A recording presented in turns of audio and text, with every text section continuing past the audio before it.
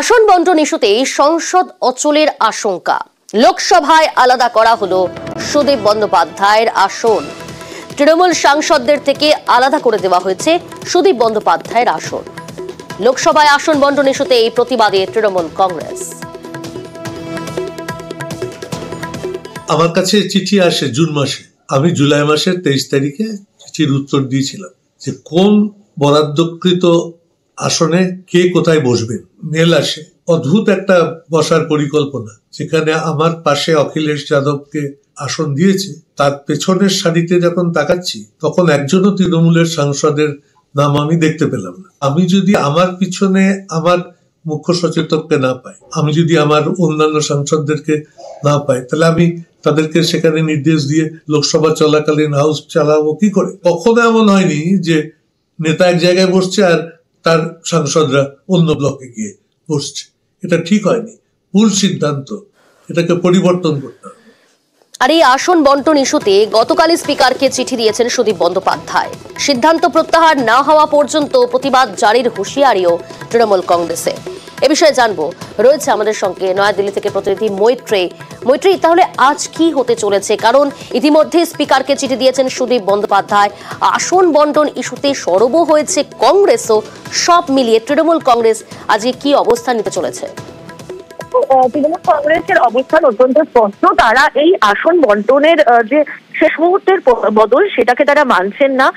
এবং যেভাবে তৃণমূল কংগ্রেসের লোকসভার দলনেতাকে তার দলের অন্যান্য সাংসদদের থেকে আলাদা জায়গায় বসিয়ে দেওয়া হয়েছে, সেই জায়গাতে কিন্তু তারা একেবারেই তারা মানবেন না বলে তারা জানিয়েছে। ফলে আজকে যেখানে সংসদের অধিবেশনে সংবিধান দিবস নিয়ে আলোচনা হওয়ার কথা ছিল, সেখানে কিন্তু আজকের সকালটা শুরুটাই কিন্তু এই আসন বন্টনের ইস্যুতে সরগরম হতে চলেছেন। কারণ শুধু তৃণমূল কংগ্রেসই নয়, কংগ্রেসের সাংসদরাও কিন্তু যথেষ্টই ক্ষুব্ধ এবং তাদের থেকেও কিন্তু সমাজবাদী পার্টিকে দূরে সরিয়ে দেওয়া হয়েছে বলে তারাও যথেষ্ট ক্ষুব্ধ রয়েছেন। ফলে এখনো পর্যন্ত আমরা যেটা জানতে পারছি যে বিরোধী সাংসদরা তাদের জন্য যে ডেজিগনেটেড আসন, সেই আসনে বসতে তারা অস্বীকার করবেন এবং ফলে সেক্ষেত্রে দাঁড়িয়ে একটা উত্তাল হওয়ার সম্ভাবনা রয়েছে অধিবেশনের। অন্যদিকে কংগ্রেসের তরফ থেকে আবারও আদানি ইস্যু উত্থাপন করা হয়েছে এবং তারা চেয়েছেন আদানি ইস্যুতে বক্তব্য যাতে প্রশ্নোত্তর পর্ব যাতে হয়, তার দাবি তারা জানিয়েছেন এবং একই সঙ্গে সম্বল ইস্যুতেও আলোচনার দাবি জানিয়েছেন বিরোধীরা। বেশ। আর এই ডাক্তারদের পরীক্ষায় করা নজরদারি, আরজিকর আন্দোলনকারীদের দাবি মেনেই কিন্তু পদক্ষেপ নেওয়া হয়েছে রাজ্যের তরফ থেকে। আন্দোলনকারী ডাক্তারদের দাবি মেনেই নজরদারির ব্যবস্থা, নতুন গাইডলাইন মেনেই কড়া নজরদারি রাখা হচ্ছে। কলকাতা মেডিকেল থেকে রয়েছে সহকর্মী সান্নিক এবং আরজিকর থেকে রয়েছে অপর প্রতিনিধি সুদীপ্ত। আমি প্রথমেই আসবো সান্নিক তোমার কাছে। সান্নিক, আজ থেকে এমডিএমএস পরীক্ষা শুরু এবং আন্দোলনকারী চিকিৎসকদের দাবি মেনেই নতুন গাইডলাইন এবং কড়া নজরদারির ব্যবস্থা রাজ্যের তরফ থেকে, সব মিলিয়ে কি ছবি ধরা পড়ছে? কতটা সতর্কতা, কতটা কড়াকড়ি নজরদারি?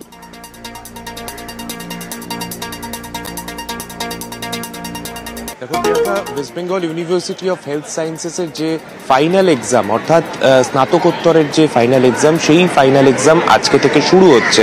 এবং আন্দোলনের ক্ষেত্রেও আমরা বারংবার দেখেছিলাম এই পরীক্ষাগুলোর ক্ষেত্রে বেনিয়মের অভিযোগ দু তরফেই কিন্তু করা হয়েছিল। যারা জুনিয়র ডাক্তার, যারা এখানকার বিভিন্ন স্টুডেন্টরা রয়েছেন, তারাও যেমন বিভিন্ন অভিযোগ করেছিলেন, ঠিক তার পাশাপাশি যাদের বিরুদ্ধে অভিযোগ উঠেছিল তাদের ক্ষেত্রেও কিন্তু এই পরীক্ষাগুলোর মাধ্যমেই গরমিল হয়েছে বলে বারংবার অভিযোগ সামনে এসেছিল। তাই এই পরীক্ষাগুলোতে যাতে কোনো রকম লুপ হোল না থাকে, তার জন্য কিন্তু এবার আগে ভাগেই সতর্কতামূলক ব্যবস্থা নেওয়া হয়েছে West Bengal University of Health সায়েন্সেসের তরফে। এবং এই গোটা যে পদক্ষেপ, তার মধ্যে ইতিমধ্যেই একটা লিখিত আকারে তারা এসওপি জারি করেছে, যে এসওপিতে একেবারে সেন্টার ইনচার্জ কে থাকবেন, কোন পদমর্যাদার আধিকারিক সেন্টার ইনচার্জ হবেন এবং তারপর তার কি কি ফাংশন থাকবে।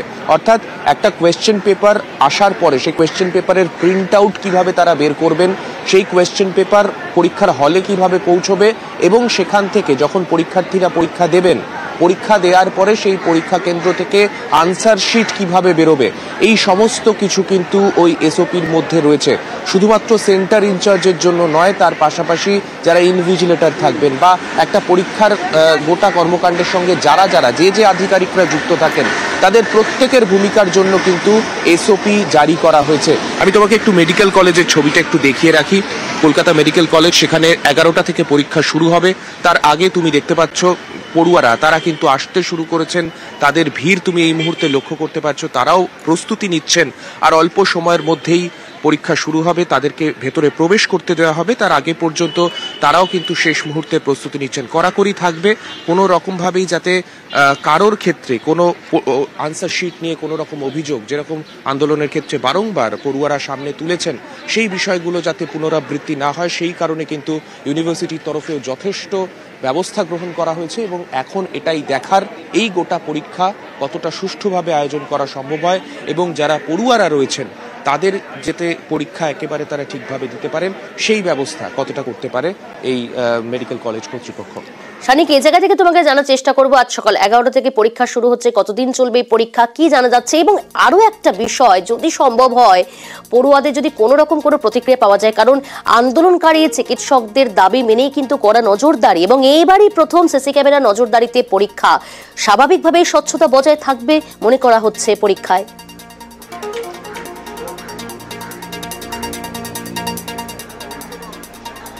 একেবারে আমরা চেষ্টা করেছিলাম, কিন্তু এর আগেই কিন্তু তারা বলেছেন পরীক্ষার পরেই তাদের তরফে, অর্থাৎ আন্দোলনকারী যে পড়ুয়ারা ছিলেন তাদের তরফে তারা প্রতিক্রিয়া দেবেন। তবে এই মুহূর্তে বিক্ষিপ্তভাবে তারা কোনো প্রতিক্রিয়া দিতে চাননি।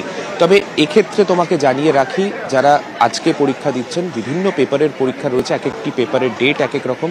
তবে বেশ কিছুদিন ধরেই এই পরীক্ষা চলবে, আগামী কয়েকদিন এই পরীক্ষা চলবে, এবং প্রত্যেকটি পরীক্ষার ক্ষেত্রে, আজকে শুরুর দিন বলে নয়, প্রত্যেকটি পরীক্ষার ক্ষেত্রেই যারা পরীক্ষা কেন্দ্রে প্রবেশ করবেন তাদের ফ্রিস্কিং থেকে শুরু করে তাদের পুরোপুরি তাদের জন্য গাইডলাইন রয়েছে, কি কি তারা নিয়ে যেতে পারবেন পরীক্ষা কেন্দ্রে, এবং অবশ্যই যেমনটা তুমি বলছিলে সিসিটিভির নজরদারিতে এই পরীক্ষা কিন্তু অনুষ্ঠিত হবে। বেশ, আরজিকর থেকে রয়েছে আমার অপর সহকর্মী সুদীপ্ত। সুদীপ্ত, আরজিকরের আন্দোলনকারী ডাক্তারদের দাবি মেনে নতুন গাইডলাইন এবং কড়া নজরদারিতেই আজ থেকে এমডিএমএস পরীক্ষা শুরু। স্বাভাবিকভাবে তোমার কাছে আমার একই প্রশ্ন, স্বচ্ছতা বজায় থাকবে এমনটাই মনে করছেন পড়ুয়ারা, কিন্তু যারাই দাবি তুললেন তারা কি বলছেন বা তাদের কি প্রতিক্রিয়া, পড়ুয়ারাই বা কি বলছেন?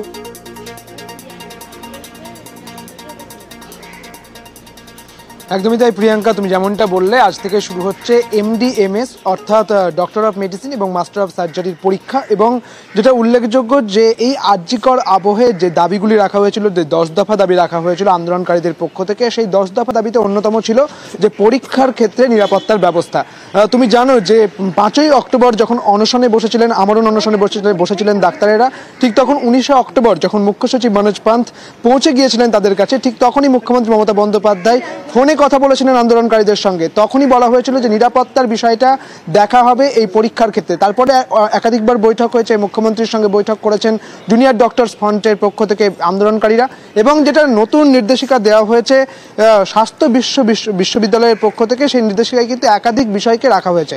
ঠিক যেরকম সিসিটিভি ফুটেজের রাখা হবে, এবং যখন এই প্রশ্নপত্র বিশ্ববিদ্যালয়ে আসবে, সেই প্রশ্নপত্র যখন খোলা হবে এবং প্রশ্নপত্রে অর্থাৎ পরীক্ষার পরে আবার প্রশ্নপত্র যখন সিল করে দেওয়া হবে, ঠিক তখন এই পুরো বিষয়টা কিন্তু সিসিটিভি ফুটেজের মধ্যে রাখা হবে। এবং একইভাবে পরীক্ষার্থীদেরকে একদম মেটাল ডিটেক্টর দিয়ে ভেতরে প্রবেশ করানো হচ্ছে। যদিও তুমি যেটা বললে যে প্রতিক্রিয়া তারা কি বলছেন, এমনটা তুমি যখন বলছো, কিন্তু তারা যেটা বলতে চাইছেন যে এই মুহূর্তে তাদের যেহেতু পরীক্ষার চাপ রয়েছে, তাই তারা কোনো রকমভাবে কথা বলবেন না, পরীক্ষার পরে এসে তারা কথা বলবেন। উল্লেখযোগ্য বিষয় হচ্ছে, এর আগে যখন পরীক্ষা হয়েছে তখন কিন্তু এই সিসি ক্যামেরা ছিল না, এবং এই যখন নতুন নির্দেশিকা দেওয়া হলো স্বাস্থ্য বিশ্ববিদ্যালয়ের পক্ষ থেকে, ঠিক তখন এই সিসি ক্যামেরার কথা বলা হয়েছে। উল্লেখযোগ্য যে অবজারভারের উপস্থিতিতেই পরীক্ষা কেন্দ্রে পরীক্ষাপত্র ডাউনলোড করবে অধ্যক্ষ যিনি রয়েছেন তিনি, এবং পাশাপাশি যেটা বলা হয়েছে পরীক্ষার্থী যারা আসবেন একেবারে কোনো রকম কোনো ইলেকট্রনিক্স গেজেট তারা ব্যবহার করতে পারবেন না, মোবাইল ফোন ব্যবহার করতে পারবেন না, স্মার্ট ওয়াচ ব্যবহার করতে পারবেন না, এবং কোনো মেটাল জিনিস যেমন বেল্ট, কোনো রকম বেল্ট ব্যবহার করতে পারবেন না, কানের দুল পরতে পারবেন না, এমনকি জলের বোতল তারা নিয়ে যেতে পারবেন না। জলের বোতল একেবারে প্রোভাইড করা হবে এই পরীক্ষা কেন্দ্রের পক্ষ থেকে। প্রিয়াঙ্কা, একেবারে বেশ। এদিকে আজ রাজ্যে 6 বিধায়কের শপথ গ্রহণ। দুপুরে নবনির্বাচিত 6 বিধায়কের শপথ, বিধানসভায় শপথ বাক্য পাঠ করাবেন রাজ্যপাল সিভি আনন্দ বোস। আজ নবনির্বাচিত 6 বিধায়কের শপথ বাক্য পাঠ করাবেন রাজ্যপাল সিভি আনন্দ বোস। বিধানসভায়।